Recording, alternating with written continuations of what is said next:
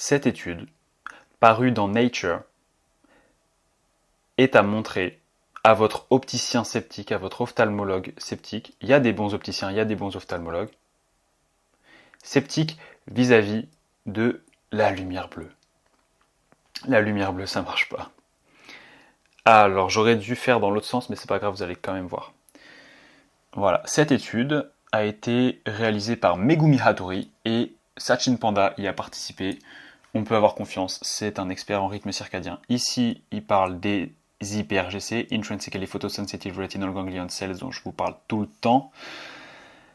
Et, premier point, des souris à qui on a donné un régime riche en graisse, en se disant que c'est quand même mauvais pour la santé, à des horaires normaux, avaient une meilleure expression de leurs gènes circadiens. Ça veut dire quoi? Ça veut dire que ça avait une meilleure horloge biologique sur le plan génétique déjà, donc ça va vite, l'adaptation, au niveau de l'expression, donc au niveau des protéines.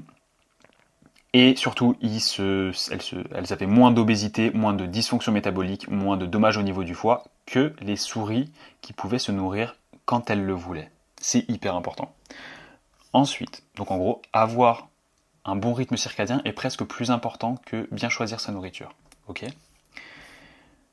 Je dis pas qu'il faut aller chez McDonald's tous les jours à midi, vous m'avez compris, mais ça veut dire quelque chose.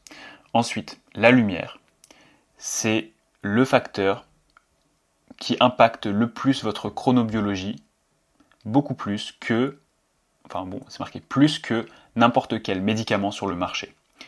Troisième point, utiliser une tablette, enfin une liseuse la nuit avant de dormir, sans protection anti-lumière bleue évidemment, dans l'étude, au lit, induit un délai de votre rythme circadien, en fait un retard de phase et une suppression de votre sécrétion de mélatonine. Mélatonine, hormone capitale, mélatonine qui ne sert à rien de prendre des comprimés de mélatonine.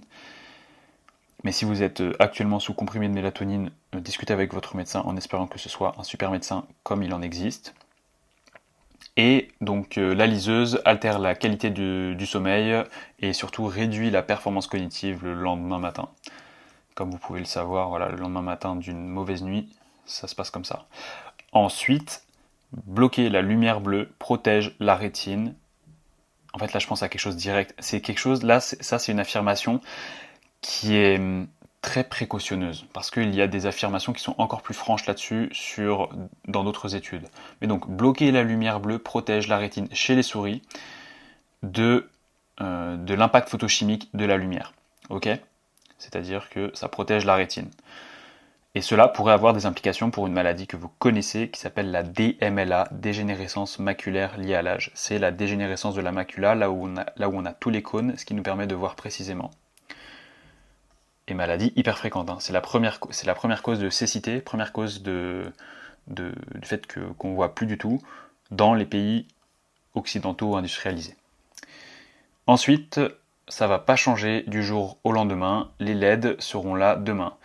It is likely that significantly higher amounts of blue wavelength in LED light will be commonplace in the near future. Pour info, elles ont toutes remplacé les lampes à incandescence qui étaient là au XXe siècle, qui émettaient des couleurs bien plus chaudes, bien moins dangereuses pour notre rythme circadien, bien moins dangereuses pour notre performance du lendemain. Et ces LED ont valu le prix Nobel en 2014 de physique, prix Nobel de physique, à 3 personnes. Ils ont des noms japonais, mais je crois qu'il y a des Américains dedans ou un Américain dedans. Ils ont inventé la LED avec ce pic de bleu qui spike le cortisol et ce pic de bleu qui s'associe en fait à un phosphore jaune et ça donne du coup une couleur blanc-froid, typiquement les phares hyper énergétiques des voitures. Et évidemment, ils finissent, ça c'est très important de finir sur la fin, ils proposent que la lumière bleue artificielle de façon générale est un facteur de risque potentiel et évitable de problèmes de santé. Et, comme ils le discutent pendant l'étude, de problèmes de performance, de problèmes de concentration, de problèmes d'humeur. Alors celle-là, ça serait bien que je vous retrouve le truc. Déjà aussi le problème gastro-intestinaux. Bon là c'est pour les personnes qui travaillent la nuit, mais typiquement c'est ça, quoi. C'est les gens qui du coup dorment mal. Ah oui, que les IPRGC, en fait c'est ça. Les IPRGC se projettent, donc vous savez c'est ces cellules dans la rétine qui se projettent dans notre cerveau, mais elles se projettent pas que vers le noyau suprachiasmatique de l'hypothalamus qui permet de faire l'horloge centrale, donc de nous dire ok c'est le moment d'être actif ou alors c'est le moment d'être en mode veille, mais aussi pour le réflexe pupillaire, donc c'est le fait qu'on constricte ou qu'on dilate notre pupille en fonction de la lumière, mais surtout les migraines, ok.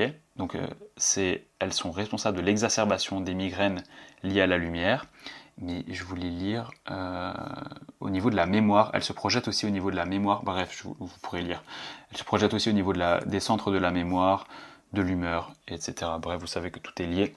Je vais terminer cette vidéo là-dessus, mais les IPRGC, c'est déjà une grosse clé pour la compréhension du problème de la lumière bleue artificielle. Une autre grosse clé, c'est la compréhension du fonctionnement des mitochondries.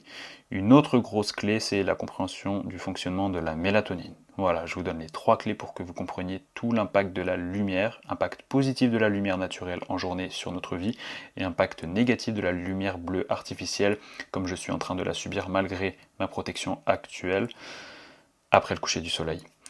Excellente soirée à tous, et surtout excellente nuit à cette heure-ci. Ciao ciao, il est 22h.